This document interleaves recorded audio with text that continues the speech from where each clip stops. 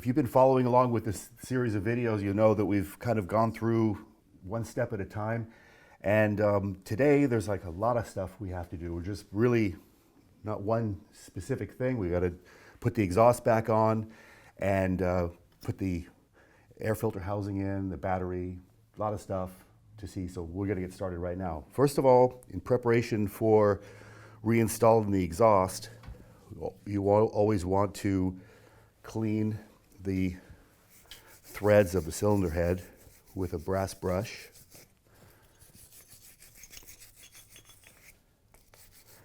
And also get in and clean out any residue that's inside of the exhaust nut.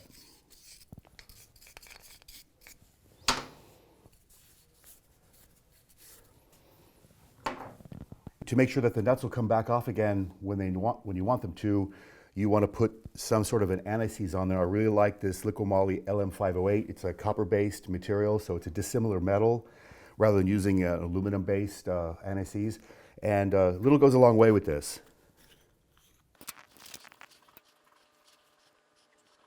I'm just putting this on real sparingly and towards the outer edge, because as you screw the nut on, the compound will sort of push itself forward. I don't want to have a big puddle kind of ugly on there. So just a little bit. Don't go too wacky with quantity. But here again, I'm just going to put a little bit on the inside as well and just coat the threads like that. And then these compression rings, they usually last a pretty long time, but once in a while they need to be replaced. These still look pretty good. The way they work is the solid ring goes in first with the chamfer facing up in this case, and then the one with the split falls into the chamfer, and that's how that goes together. And then you can screw the nuts on just loosely, and now we can put the exhaust system back in all in one piece like we took it apart. Hey Eduardo! Yeah. Cool, man. Hey, help me put this exhaust on, dude. All right. Okay, so we're just going to grab it and line them up.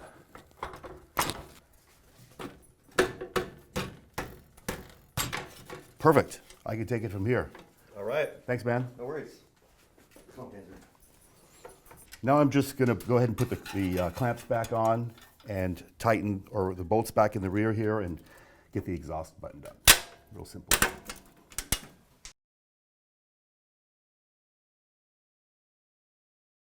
So the rear motor mount stud is actually a bolt that goes all the way through, a stud that goes all the way through. Sometimes to get these clamps on, you can just sort of tap it back, and it's a little easier to get the clamp back into place, and then tap it back in again from the other side. Like that.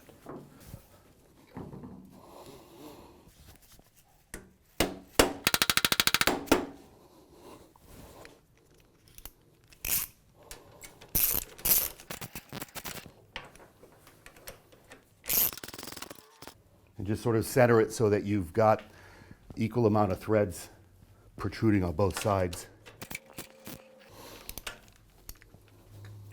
And finally, I'm just going to reach through, put a wrench on one side.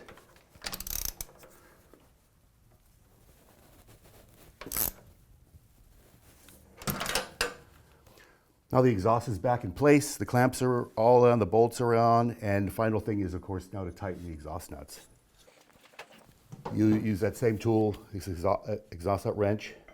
Okay, now with the tool installed, I'm just going to tighten it really by hand. You don't want to go too tight. Just makes it a problem down the road if you go to take it apart again. And then just, that's it, it's plenty tight.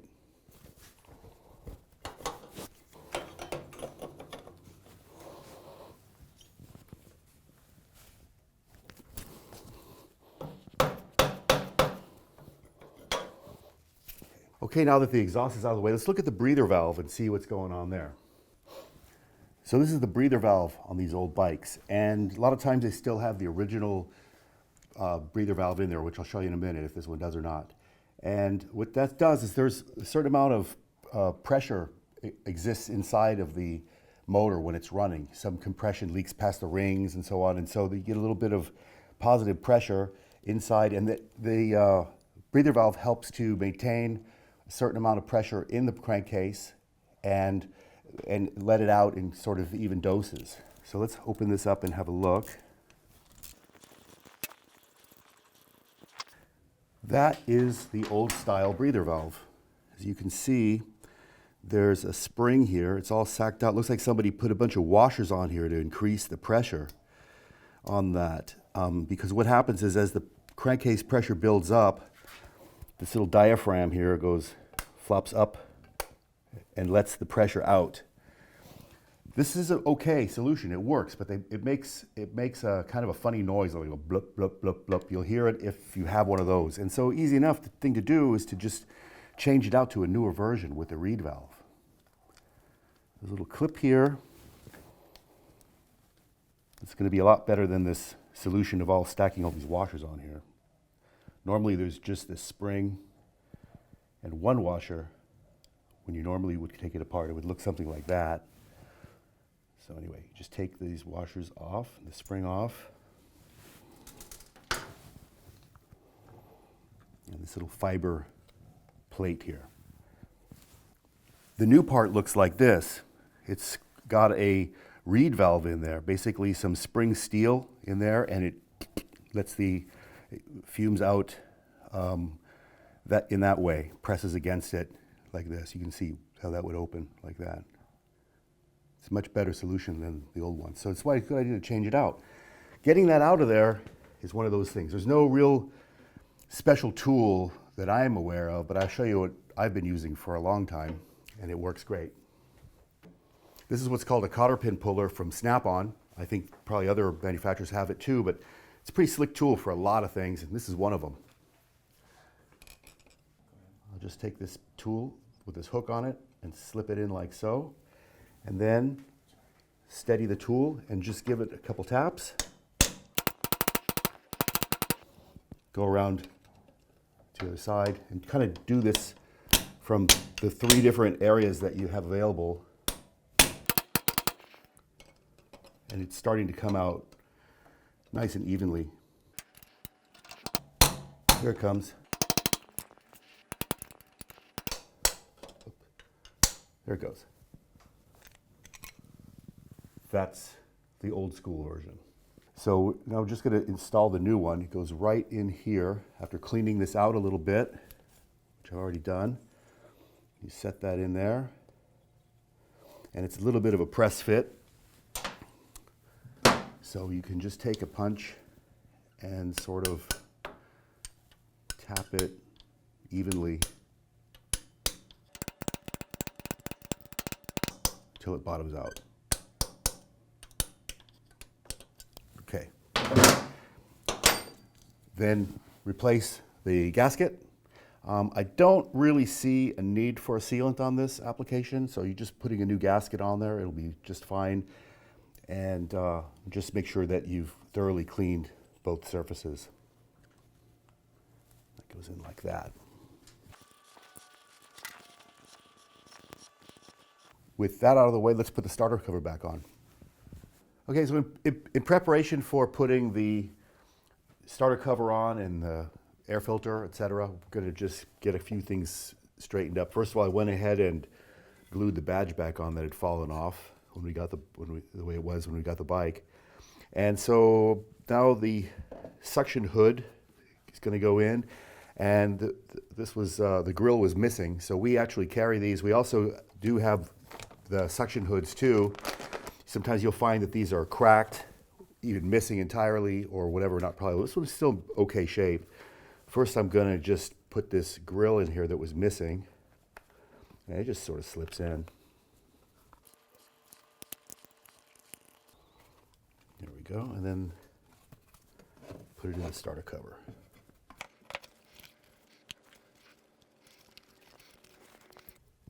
That one's ready to go. Now, the breather tube. These sometimes get a little bit brittle, and a lot of times they're cracked. We're going to just go ahead and replace this one. pull it out. Now these breather tubes are actually no longer available from BMW, last I checked, but we've got them. So it's a lot easier to put the tube in, the breather tube in before you install the cover. So I'm just going to give it a little squirt of WD so it goes in a little bit easier. And just stick it in the hole. A lot easier to do here.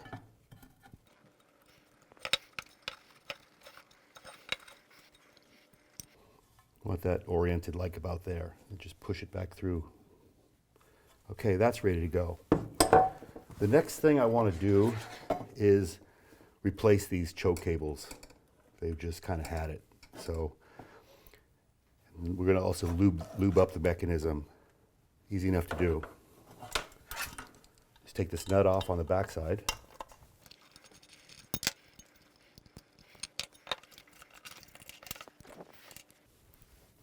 And then remove this screw.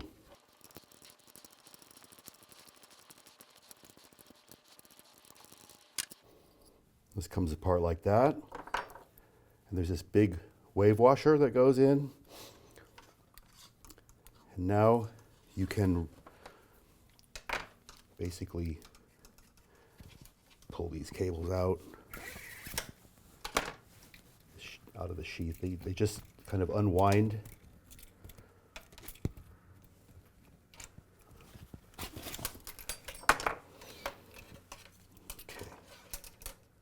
You can loosen these fittings here.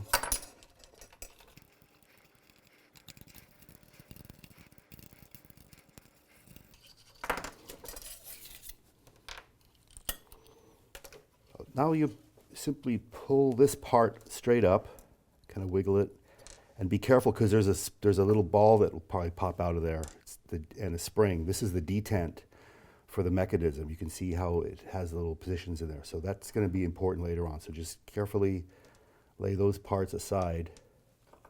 Now these sort of pinion parts come out along with the old cables, like that. And now we're going to want to go ahead and clean all these parts up real nice and then put them together with some fresh grease. I'm going to go do that. Be right back. Oh yeah, everything all cleaned up now and ready to put this thing back together again. I got my new cables here. We keep the left and rights. They're unequal lengths, of course, and we have them both in stock. We also carry the short one, which may not be available everywhere from BMW. But this is how you put it back together again. Here again, I like to use the LM47 long-lasting grease. It works quite well in this application. And we want to just pretty much lube up these teeth here, get a nice smooth operation.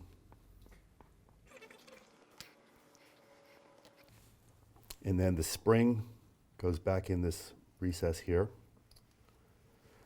And then put a nice little glob of grease on that area so that you kind of holds the ball in place, the ball bearing there like that. And then get a little bit of grease on these parts here, inside of here. Just so everything's nicely lubed up. Okay, these barrel ends can go back on. They just are threaded on the inside, and just thread them on the end of the cable. And of course, you're putting it on the end of the cable that has the little square metal piece on the end. Okay, this is going to be on the bike like this, on the left-hand side, so the short one goes closer to you, and the long one goes towards the right-hand side of the bike. Here again, a little bit of grease on these guys. But don't put so much on that you can't see the teeth still, because it's kind of important, actually, at this point. The cable sets in that recess like so.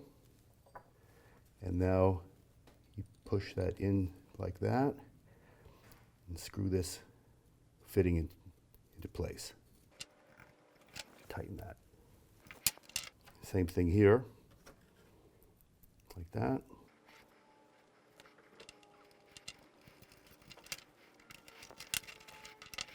Now you see these pieces in here that you have to rotate it, and you see the teeth there.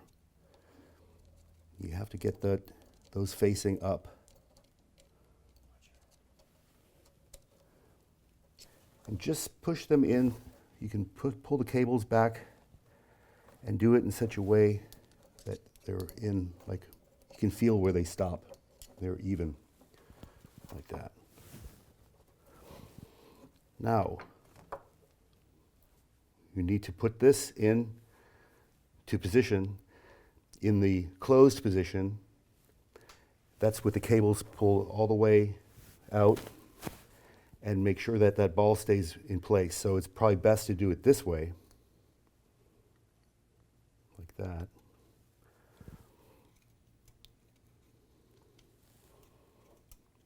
Then you can feel it engage. There we go. You can actually feel the ball working against the spring, how it springs back. It's all the way in a nice closed position. So that's where you want that to be, like that. And then we can go ahead and reinstall this washer and replace this cap, and then put that screw back in.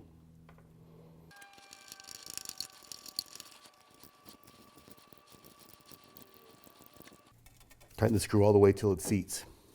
Now we can check it. You can feel the detent. There's one, and it's full open. Click, off. It's all put back together. And then reattach that back to the air filter housing.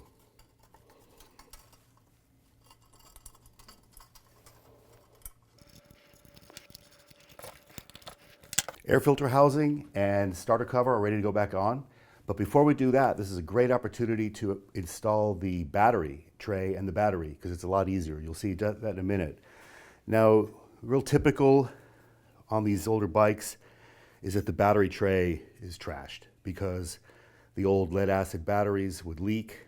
And in this case, the hold down posts have been cut off and there's corrosion, and I'm going to replace it. We have a really nice part. It's actually made of powder coated stainless steel and should last forever, especially since the new batteries are gel and they don't leak anymore. That's all cool. So it comes complete with a hold down and ready to install. So let's go put that in. It's not that it's difficult to put the battery in from the top, which is normally the way it's done, but it's just ever so much easier, slightly easier, to do it, work on it with the air filter housing out. So we're gonna take the path of least resistance and do it that way since we can. In preparation for installing this new battery box, you wanna make sure that all your silent blocks are in good condition. These are okay down here on the bottom. These I've removed because they were pretty much trashed. We offer really good quality replacement parts for that. You need them. First, you want to attach these to the frame. It's just a whole lot easier if you do that. You don't have to fully tighten them, but at least snug them down for right now. And the proper hardware in this application is a wave washer along with a nut, of course. I'm putting all new hardware in because these are pretty corroded.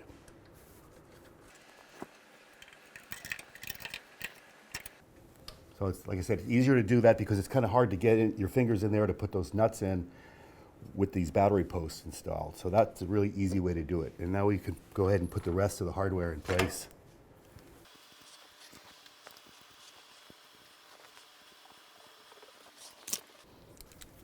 And now that all the fasteners are in place, I'll go back in and tighten everything. And you don't need to tighten these a lot. Just basically you're gonna sack out that wave washer and then some, call it good.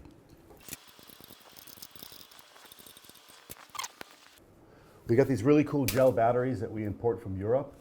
And one of the neat features they have is they got this removable handle. So if you are dealing with installing from the top, it's a whole lot easier to handle. But since we're doing it this way, it's still a nice feature to have. The battery can go in like so. See how much less of a pain that was. And then this carrying handle just unsnaps and you put it in your toolkit, so it's always with you. Very cool setup. So that's it for the battery. We'll make the electrical connections later. I just wanted to get the battery in place before we move on to installing the rest of these engine parts here. Before we put the starter cover on, we're going to start with the right-hand air filter housing. I've laid a new piece of fuel hose in like so. That's the first step you want to do. And then pull the breather hose out a bit so that you can actually work with it to get onto breather housing assembly. Get that pushed in like so. And now I've already pre-installed this flat washer and this wave washer here with the nut, and the nut's a 12mm wrench size, which is important. So make sure that's probably what should come off on your bike. That's the one that needs to go back on so you can actually get a wrench in there and tighten this up. With the fuel hose installed and the breather hose attached, just gonna slip this underneath the washer there and underneath the clip here and bring that into place like that. And then you kind of want to feel that it's nice and flush with the gearbox. Notice the routing of the breather going centrally into that air intake. And now I've got a really good shot at this clamp too. Okay, I've got the clamp tight. Now I'm going to get in there with a box end 12mm. And this is where you'd have a rough time if you had a 13. It just, clearances are just not quite there because it's really like a little bit at a time you can get on this thing.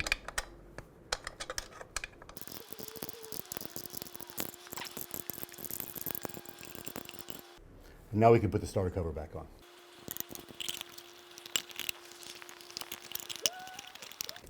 You just have to sort of finesse it into place.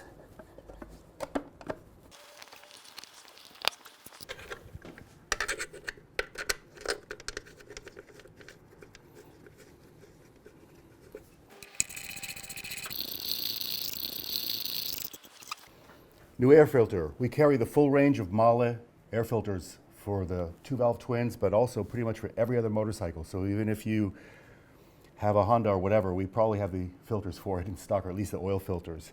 In any case, really easy to do. Just set that on those 3 prongs. It sort of holds itself in place. So you'll notice this little metal plate here that has a little bit of a bend to it, and that's how it needs to look when it's installed, in case you don't remember what it looked like when you took it apart. But there's a thick washer beneath it, and then this bend is on this side here, and that's so that you can slide the cover back in place. So with that all set up like that, and the air filter positioned, then you just simply take this cover and slide it right in, like that. And you have to put this bolt in finally to hold the 2 housings together, and it can be a little bit fiddly on such a long distance to find the hole. So here's what I do: go around the other side, and then you can basically just stick your finger up in here and you can feel where the bolt needs to go and the end of the bolt. Bring the 2 together, just give it a couple of turns to get it started. Saves a lot of frustration. Well, that's starting to look like a motor again. Let's go ahead and look at getting those carburetors put back on. So you'll see how I just slipped fuel hose through, left a little bit sticking out on this side, and left it to length. We trim things up as the carburetors go in, get everything the right length. Okay, new air intake rubber boots.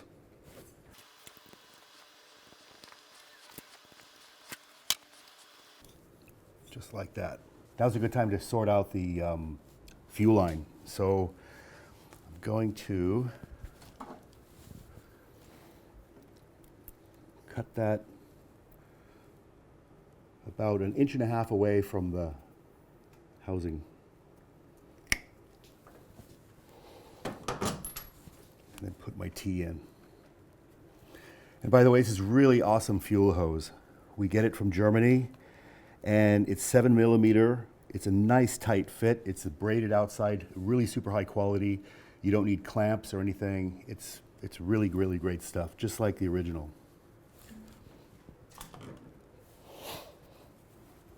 And I'll slide a piece onto the carburetor all the way. Make sure your carburetor is seated nicely. And now you can just sort of approximate where you want to cut it to get that real nice bend and keeping this straight. So I've kind of marked it there.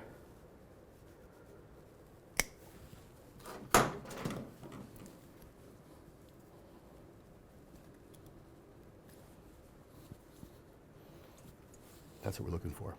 So these intake tubes, there's a left and a right. You can see one has a real sharper bend, more of a sweeping bend. The one with the sweeping bend goes on the left-hand side. And you are going to want to install first this upper rubber here. This has a little bit of a step in it, and the step goes up. But to make it easier to install, what I like to do is put the boot on all the way, like farther than it normally needs to be. Just kind of push it on there all the way, like that. And then you can actually put your clamp on. One clamp is sufficient. Or you can use two, but one works. So now, with the boot pushed all the way on, it's pretty easy to get that in place. And then you can just push this up the rest of the way. Get everything lined up. Basically, that step needs to be filling in this area between this stop here and the end of the intake tube.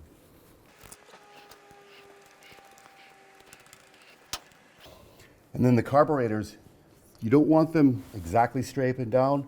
They need to be just tilted in, maybe somewhere between 5 and 10 degrees from vertical.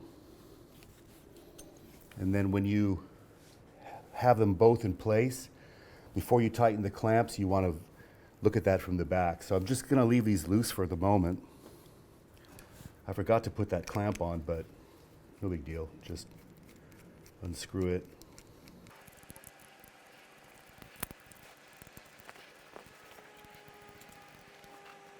Okay, just a little bit loose at the moment. Next we can look at these choke cables. So you notice that when we put it together on the bench a little while ago, the shorter one went on the left-hand side, which is pretty logical because it just needs to go down like that. The other one's going to cross over. So while we're on this side, let's go ahead and install that. These are the fittings that came off of the old choke cables. I'm just going to reuse them, but you know, they have the same patina as the rest of the bike, so why not? But we do, you know, offer these new. And so here again, the fitting screws on to the end of the cable. Screw that on all the way. Make sure that's all nice and tight. And take this nut off. And then this is where it gets a little bit, not really tricky, but so that choke cable needs to get fed into that small hole right there in that clamping screw. So I kind of push this clamping washer away to expose that. Now there's a few things that have to kind of all happen at once simultaneously when putting these cables on. I took one of the nuts off, the bottom one, leave this one on, and now you sort of have to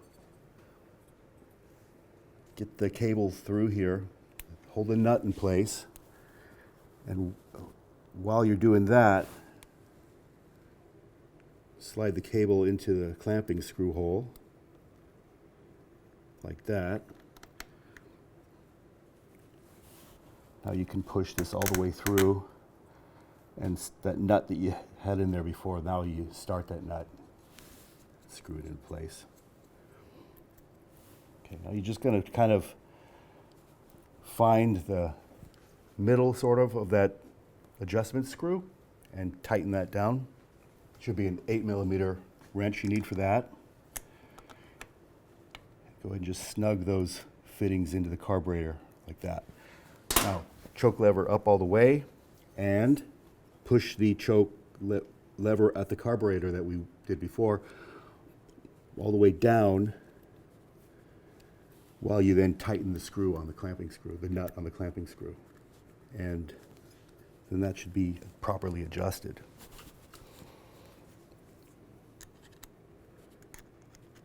And that one takes a 7mm.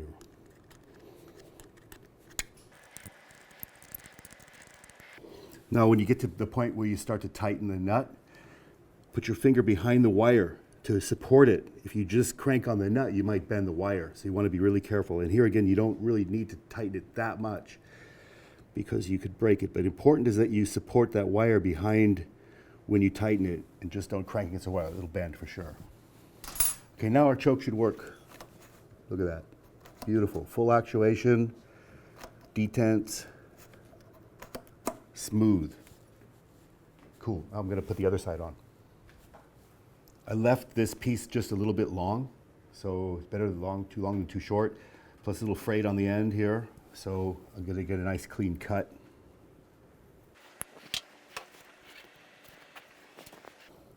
Put my T-fitting in.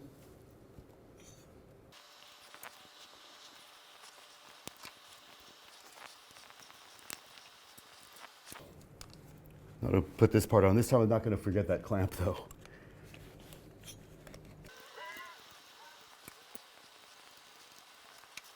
The other choke cable, you have to bring across.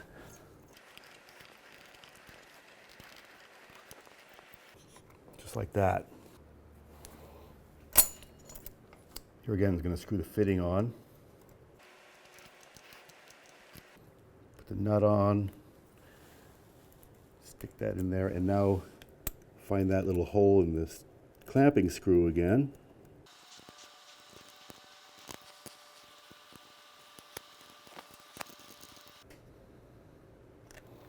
Tighten it down and the choke in the closed position. Push the lever all the way down here again and tighten up the clamping screw. Cool. And here again, I'm putting pressure on that wire so I don't bend it.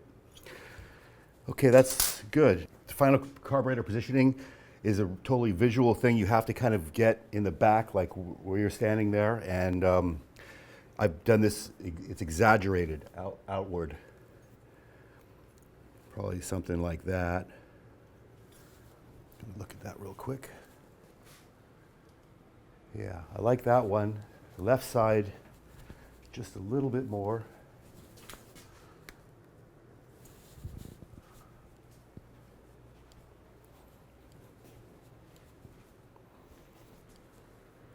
That was actually too much.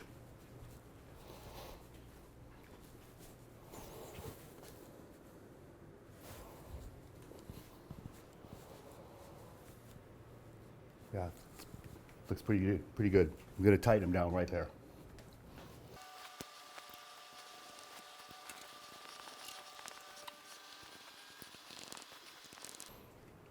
Yes, you wanted to make sure that both carburetors are uniformly positioned and tilted in just slightly. The top's being tilted in just slightly. And I got all the clamps tight, and this is all good. Now, the next thing we normally would do would be to attach the throttle cables. But looking at the big picture, we're going to be doing the front end. We're going to get rid of these handlebars, put some new ones on, and we're going to replace the throttle cables. So there's really no point in hooking up these old ones. They're going to get swapped out anyway. We're moving forward. There's still a lot more to do. There'll be more episodes coming, so stay tuned and subscribe to our YouTube channel if you haven't already. And don't forget to give us comments and feedback if you'd like to here on the YouTube down below. And we'll see you next time.